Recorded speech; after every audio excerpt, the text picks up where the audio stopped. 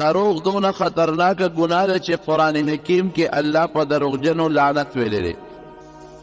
یو حدیث پاک کې راځي نبی علیہ السلام فرمایي چې کوم سړی دروغ وایي د ده د خولې نه داسې بدبویي دي چې یو میل کې ترې فرشتې تښتي، میل کې دننه د ده د خولې د بوی له فرشتې نه ودرېږي، لرې دې تښتي. او دروغجن سړی په دنیا کې مرسوي، خلک په اعتماد نه کوي، مړه ویسه دروغجن دی.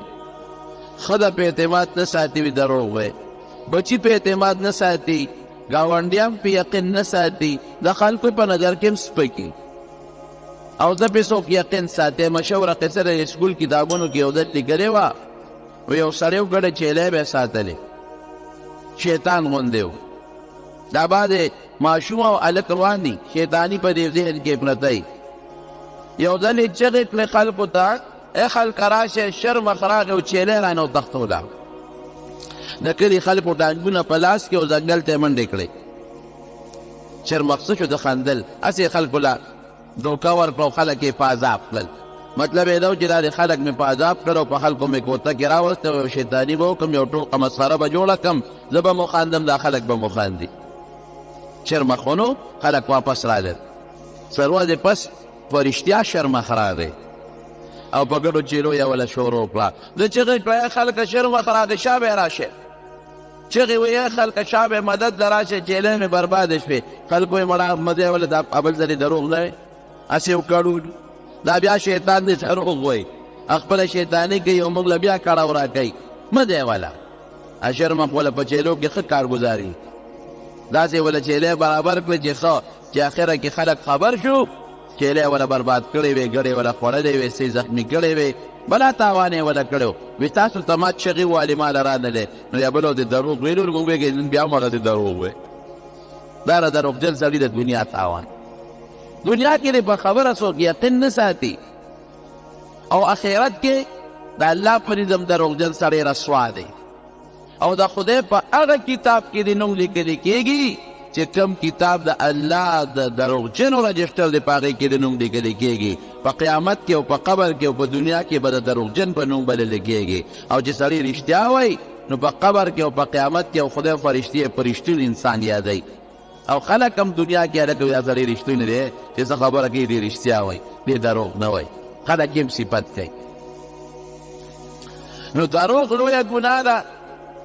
موږ دروغ سره وایو، ګوره موږ دا وایو چې که رښتیا ویم نو د ما د حاجي صاحب بیانه خفه شي، دروغ به ویم چې دی خفه نه شي. که رښتیا ویم دا ښځه به خفه شي، که رښتیا ویم بچي به خفه شي، که رښتیا ویم دا مسلمان ګاونډي به خفه شي. خرونو چې دروغ وی نو ګاونډي دې خوشحاله کړه، دوست دې خوشحاله کړه، رشته دار دې خوشحاله کړه، څوک خفه شو؟ الله خفه شو. نو الله خفه کې او بنده خوشحاله. اقامه خلاصه کې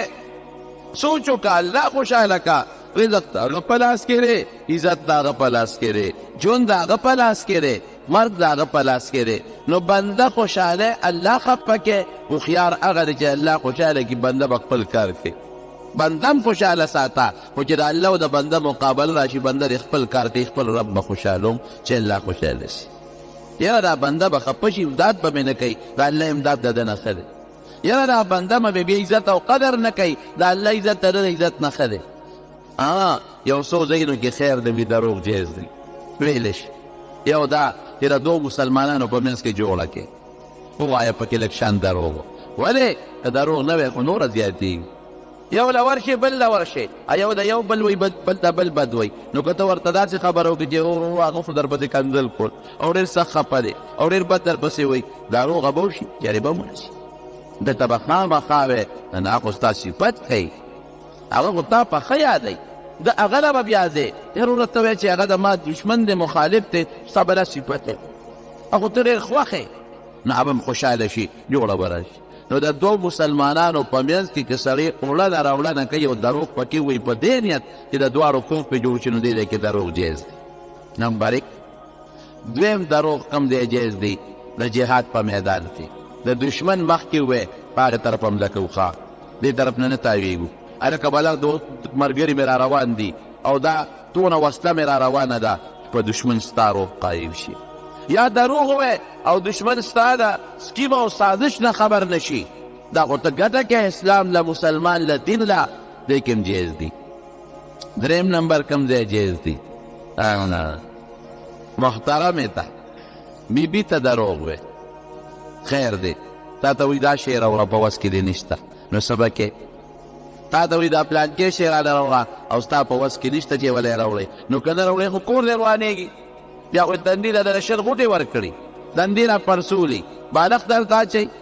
تولی به درته واچوي اوبه به دله راوړي دندې به یې راته بوټ نیولي نو څه به کې؟ خیر دی ورته ووایه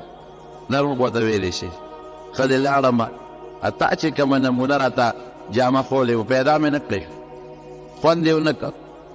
وس کې دې نشته هغه دی کې ګورې دا هم بې ځایه دروغ به نه وی داسې دی کې دروغ ویلی شي چې ستا وس کې نشته یا دا ښځه در باندې زیاتي قصې پسې بار کوي دین ته پې تاوان رسی دنیا ته پې تاوان رسی بچو ته پې تاوان رسی یا قوم کې رسوا کېږي یا په محله کې رسوا کېږي ښځه وایي نه خامخا به کې نو چې ستا دین ته تاوان دی او یا محله کې رسوا کېږي عزت دې پې بربادېږي خیر دې لږ دروغ ورته ووایه کور به دې هم در وانېدو نه بچ شي او د رسوایۍ او د دیني نقصان نه به هم بچ پاتې شي ګورې هرې خبرې داسې مطلب نه دی چې کور به خامخا دروغ ووایې اوس تور باټینګن راله راوړه او ښه وي او پیسې هم درسره شته او ته وایې نه ما خو بازار کې وکتل خو نشته هم دغه لاوړو سره ګزاره کوه نه دا دې دروغ به نه وی دا خو دې وس کې شته یا هغې غریبې جامې نشته شلېدلې جامې دي یا یو جوړه جامې دي او واده له روانه ده او دویمه ده نه غواړي او ته وایې چې یاره زه خو ګرځېدم خو خو دې پیدا مې نه کړې نه دا دروغ به نه وی دا خو دې وس کې شته ده خو د هغې حق دی یو د ښځې حق دی دروغ به ورته نه وی د ښځې ضرورت دی دروغ به ورته نه وی د بچو د حق دی ډوډۍ جامه پکار ده دروغ به نه وی دا ګورې مطلقه خبره نه ده ښه موږ یې مطلقه اخلو دا په هغه ځای کې چې ستا د دین یا د دنیا رسوایي راځي وس کې دي نه ان ترې نقصان دی شرمېږي پې د ګناه مطالبه ډیمانډ نه کوي یاره خیر دی ورته دروغ ووایه دقه رنګې ښځه ده او خاوند چې داسې ډیمانډ کوي چې هغه د ښځې په وس کې نه ده ښځه یې نشي پوره کولی او یا مثلا د دین خلاف څه خبره ترې غواړي نو که ښځه هم داسې څه چل ول جوړ کړي چې ښځې ته خاوند ته دروغ ووایي دا ولې دې دوو ته اجازت شو په بعضې اوقاتو کې همیشه نه ځکه کور پرې روانېږي چې ښځې خاوند کور روان خو دوه خاندانونه تباه شو منځ کې پکې بچي بچي تباه شو دا دریو ځایونو کې جایز دې دریو ځایونو نه ماسوا به د دروغو نه ځان ساتل د ربي کریم صلی الله علیه وسلم سخت حکم دی دروغ به نه وی او د الله د کتاب سخته وینا ده چې څوک دروغجن دی په د الله لعنت دی خدای دې د دروغو نه وساتي نمبر ایک دویم چغلي به نه کوي چغلي خطرناک شی دی چغلی کې ګورې دروغ شو نمبر ایک یو دروغ شو دویم څه شو دوه مسلمانان جنګولم شو د دوه مسلمانانو منځ کې فساد او فتنه پیدا کولم شو بغض هم پکې پیدا شي حسد هم پیدا شي جګړه هم پیدا شي قتل و قتال هم پکې وشي نبی کریم صلی الله علیه وسلم فرمایي لا يدخل الجنة قطاط مجده کې راځي لا يدخل الجنة نمام چغلي خور سړی به جنت ته نه ځي قال به ځي چې په جهنم کې الله په فرشتو وډبوي او دا ګناه ترې وړي او پاک صافي کړي هله به جنت ته ځي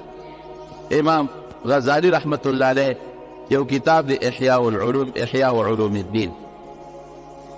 هغه یو واقعه لیکلې ده او امام غزالی ډېر لوی عالم دی شوی دی اوس هم چې څوک د یو عالم صفت کوي هلکه وایي غزالی الدهر دا خو د خپلې زمانې امام غزالی دی ډېر لوی عالم ډېر لوی د احادیثو د تفسیر د احکام شرعیو د فقه امام د تصوف ډېر لوی بزرګ او ډېر لوی عالم تېر شوی دی د نبي علیه السلام په امت کې هغه خپله واقع لیکي وي یو سړی بازار ته لاړ یو مرۍ یې اخېسته دوکاندار نه یې تپوس وکړه دا مرۍ ډېر خشته مزېدار او مضبوط تکړه مرۍ پخوا به غلامان خرڅېدل په څو خرڅې سړی خرڅوونکی نیک سړی و وی بلکل په دې پیسو خرڅوم هلکه صاحب پکې شته وی ده کې یو عیب دی نور پکې سم عیب نشته د کار ښه شین تندر دی ښه تکړه او خشتم ښه ښکلی دی تابعدار هم دی چې کومې خبرې لېږم په یو منډه ځي بیماري هم پکې نشته د مریض هغه عیب دی چې بیمار یا تېښته را تېښته کوي تښتیم نه تښتېدل هم پکې نشته زما پوره تابعدار دی یو عیب پکې دی هغه دا چې چغلي خور دی زما وروڼو د شریعت مسله زده کې چې یو سړی یو شی خرڅوي عیب به خی چې دغه دا عیب او چې عیب یې ونه خو ګناه وګټله یا د عیب نه پس که هغه سړی اخیستونکي اخلي واده اخلي که نه اخلي نه دی عیب به دې ښایي رسول الله مبارک فرمایي چې چا بای اخیستونکي او خرڅوونکي د خپل شوي عیب بیان نه کړ د ده د اخیستلو کې او په دې خرڅولو کې به الله خیر او برکت نیږدي برکت به پکې نه او که چا عیب بیان کړ چې یاره که د ما دې شي کې دا عیب دی نو الله به د ده په دې شي کې خیر او برکت واچوي برکت خو لوی شی دی ګوی دا د نبی علیه السلام مبارک حدیث بخاری شریف کې حدیث من قتمه هغه خرڅوونکي خرڅوونکي چې کتمان یعنې عیب پټ کړ محقت برکت بیعهما د بیع او د خرڅولو برکت به ختم شي فان بینا که عیب بیان کړه وصدقه او یو بل ته رښتیا خبره وکړه بورک لهما فی بیعهما د دواړو په دې اخیستلو خرڅولو کې به الله برکت پیدا کړي په لس شي خرڅ که عیب دی خو په لږ دی خرڅ کړه دې لسو نه به الله د ته رسلو زر روپو کار برابر کړي او که دروغ دی او عیبجن شی دی خرڅ کړه په سل دی خرڅ کړه لسو روپو شی دا به دنه په داسې سوړو دي چې ته به هم پکې پریشان او پیسې هم نه لري دا خو د رسول الله مبارک فرمایي عیب به ښه ګورې داسې به نه کړي نن سبا خو زه حیران یم په خدای یقین په عیبجن څیزونه د عیب نه ډک څیزونه در باندې په ګرانه خرڅوي ما بل ورځ یو ځای کې سودا کړه نن یې څلورمه پنځمه ورځ یو شاګرد مې دی شاګرد د حدیثو شاګرد مې دی د هغه د زوی دوکان او ښې پېژندم سودا مې ترې واغی چې کور ته مې ټول څښاڅي ونې راکړې نو څه کوې اوس ټول خدای په چا اعتماد کوې یاد ساته دوکاندار طبقې تاسو ته خصوصا چې یو ګاک ته باندې اعتماد وکړي اعتماد چې ما دا شی راکړه نو بیا به د ګاک چې اعتماد در باندې وکړو نو ښه شی به ورکړي که عیبجن وی دی کې د عیب او چې ګاک ته باندې اعتماد وکړه نو د بازار نرخ نه ګران به قطر نه ورکړي پته یې یقین اعتماد او که بیا هم وله ګران ورکړي نو ګناه کوي ما د وخت کې سړی جوړه نه شي کړی حیا ورځي او په دوکاندار اعتماد وکړي دوکاندار وایي راشه جوړه نه شي کړی سټ کې وله مضبوط ډاک ورکړه چې ښه ډېرې پیسې دې وګټې او ګټه خو آرام دې وګټه بیا به درله راځي نه دا سړی اوس ما نه قسم هم راکړه بیا به په هغه طرف نه ورځي په پیدا شوه دوه درې روپۍ رانه وګټلې خو بیا نورې نه ګټې ته نور کله خو مې سودا کړو خو دې نه از یو مثال مې درله در نو عیب په بیان خامخا به ذکر کې رسول الله مبارک یو ځای کې بازار ګرځېده غنم خرڅېدل غنم چې وکتله ګلاس مبارک یې پکې ومنډه لاندې لمدو بره هلکه دا خو دی پیسې باران پې شوی دی باران د پاسه کېږي او که لاندې کېږي باران کېده د پاسه یې لاندې لمدو دا دوکه به نه کوي بلکل قطعا دا ګناه ده حلاله ګټه ته ګوره په لږ کې به ډېر خیر او برکت دی او چې حرام نه دې ډېره وګټله دا به درنه په داسې لار وځي چې خفه به مې و درنه به ځي نو هغه سړی ورته وایي چې دا غلام دا مرایې خو خرڅوم خو دی چغلي خور دا مړوي دا ټوټې خبره ده خدمت تکله وایي نور خو داسې دی چې زمرې ده ښه زبردست کار کوي خبره هم مني او ښه تکله خشتار ده وایي دا ټوټې خبره ده دا هېڅ عیب نه دی نقصان نه دی ډېره ما عیب بیان کړو زه ډېر سره اخلې وایي ته کور ته د مارونو هر څه برو خو عادت نه برو خوی نه بدلوي دا یاد ساته رسول الله مبارک فرمایي اذا سمعتم بجبل زل عن مکانه که دا موردل چې غر د خپل ځای نه وړقېده فصدقوه دا خبره ومنئ خو که دا موردل چې یو سړی د خپل خوی نه واوړېد دا مه منئ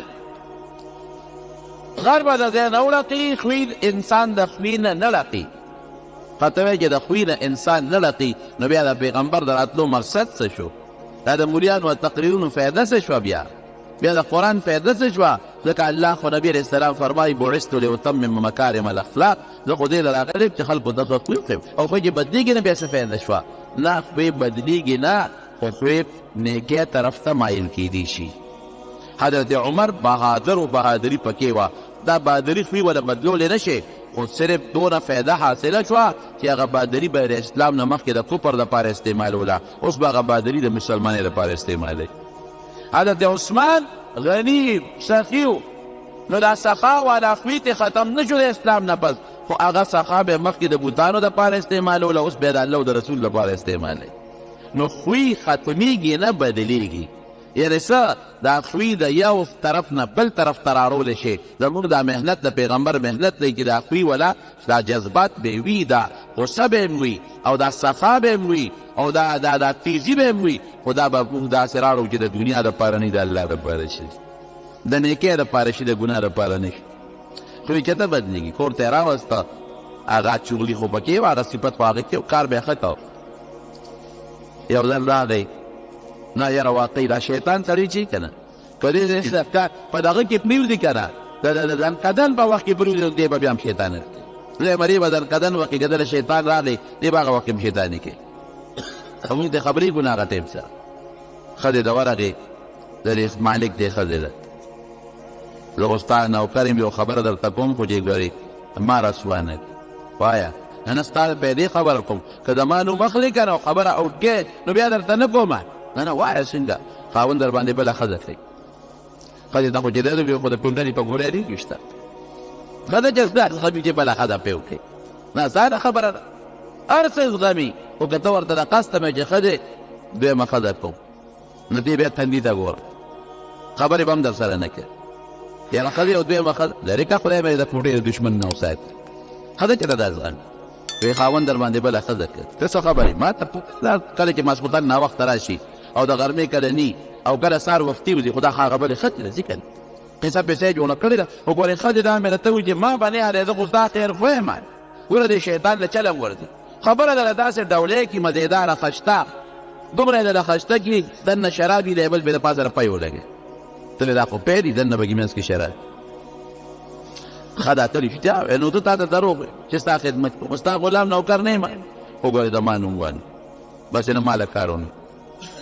ښه دا غریبه به خفه شوه او چې دا چا په چا شک پیدا شي ټول نظر یې بیا خفې. غریب چې ورښتیا چې د ماسخوتن ناوخته راغلی، دې غریب یې وګوره که دا واقعي دا غلام ټیک وایي. که چې د به سهار وختي و ګوره که چې دا بې ټیمه شو، دا چې چا سره رواني هرې خبرې ته یې وله نظري. هغه غریب هسې په لاره رواني، دی وایي ګوره که نه ما دې تیز دی وکته، هغه هسې چې ته مټ داسې وړقي، ګوره که ما ته مټې وایي. حالانکه هغه خو ورته خبر هم نه، خو دا شکونه زیاتېږي، شیطان دا شکونه زیاتوي. یاره دا شیطان ډېر بې پالي کلام ارامي دی، دا خلک یې غرق کړه. بهر کیف وی څه به کوو هلکه دا به څه چل کېږي؟ وی چل راځي نه کې هېڅ فکر چې ونه کې. زه په دې علاقه کې یو تعویزګر دی،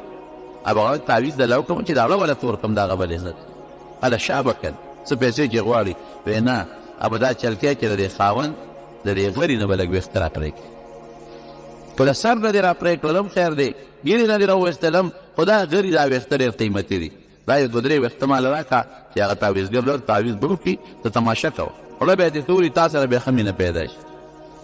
ویښته به دې څنګه را پرې کوو؟ وی دا خو اسانه ده، خو چې کله وده شي نو چې هغه به راوالي یقین شي او معمولي هم خو به ځان نه خبره نه وي، او دوه ویښته له کرپ ورکړه اوس مالی زه پېښه زما کار کړي. ښه ده غریبه خو محتاجه. اوس دې ته وګوره چې په ویښتو تعویز کول، تېره خو موږ هم ډېر سادهګان دي. ځانګې سره یې په تورې چرګې په وینه تعویز کړی، په وینه تعویز جایز دی. تعویز چې خو د خدای نوم لیکې او د خدای نوم په پلیت شي لیکې، وینه خو پلیته را نجسه ده، په پلیت شي څنګه تعویز کوې؟ موږ ډېر قمقل خلک. هغه وایي توره چرګه راوله، کله وایي تور چیرې یې راوله، دی چې دا تور کې څه چل دی؟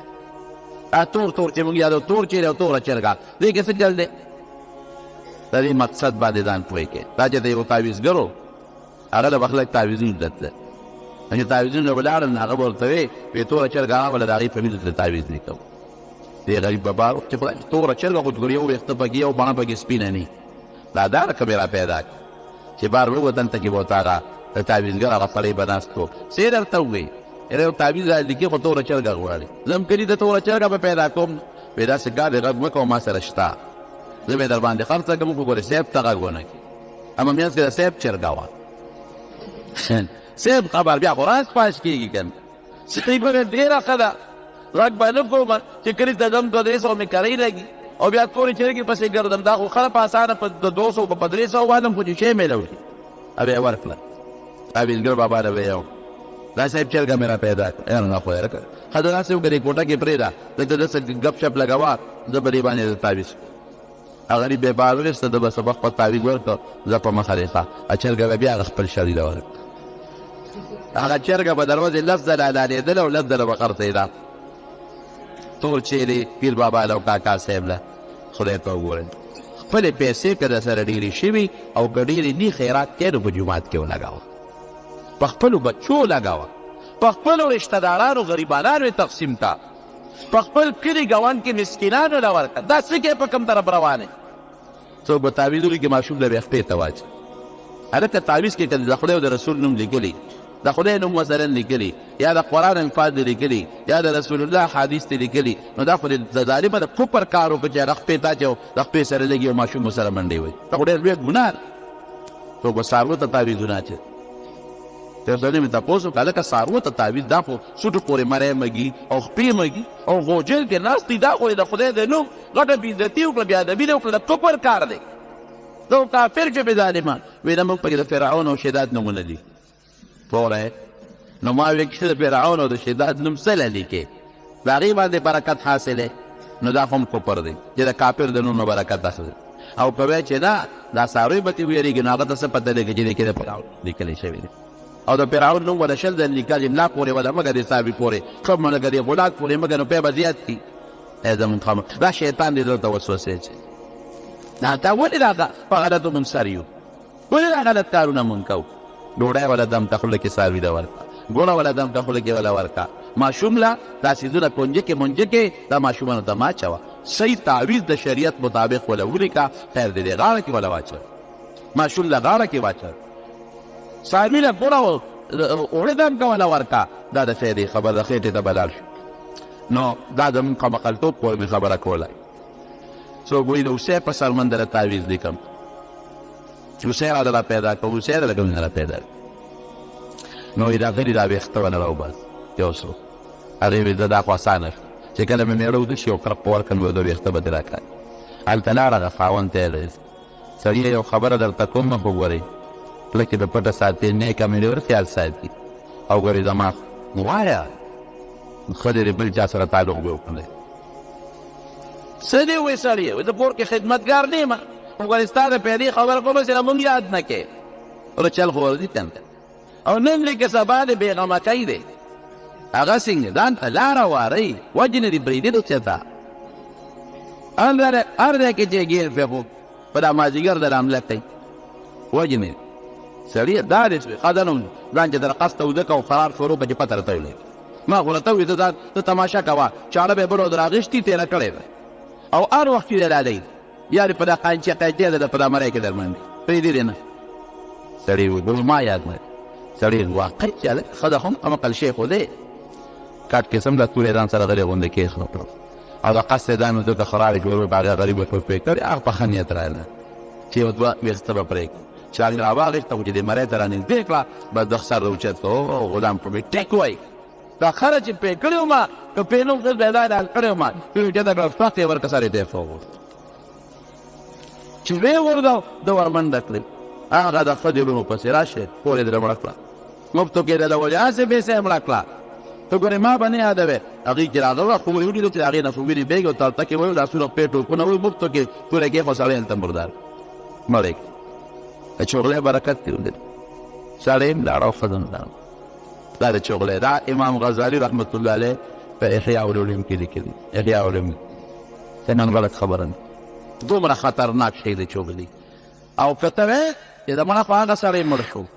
بل مړ شو یاد وساته د دین په مسله ځان خبر کړه یو سړي شیطاني وکړو یو سړي دروغ ووایي یو سړي چغلي وکړه د دې شیطانۍ او د چغلۍ په برکت چې څومره مړي شو د دې چغلي خور او د شیطان په هغه مړو پیسه ده دا دې نه وایي چې د قاتل د قتل ګناه شوی نه جناب تا شیطانۍ کړې تا چغلي کړې ده د هغه قاتل چې څومره ګناه شوی ده دومره به ستا هم کېږي د هغه به هم کېږي خو دومره ورسره ته هم کېږي موږ ډېر داسې کوو موږ وایي دا ما خو مړې نه دی کړی هغې کړی نه نه ستا په شیطانتو شوی رسول الله صلی الله علیه وسلم فرمایي چا چې د بل په مرګ کې دوه ټکي استعمال کړل دوه ټکي لکه عربی کې وي اقتل پښتو کې وایي مړ که دا پلان کې صرف پوق لفظ ووایي یا وایي مړ وایي مړ نور ټکي ونه وایي دوه ټکي استعمال کړي د دغه دوه ټکو والا سړي په تندي به د قیامت پر ورځ لیکلي آیس من رحمت الله دا پلان کې سړی د الله د رحمت نه ناامیده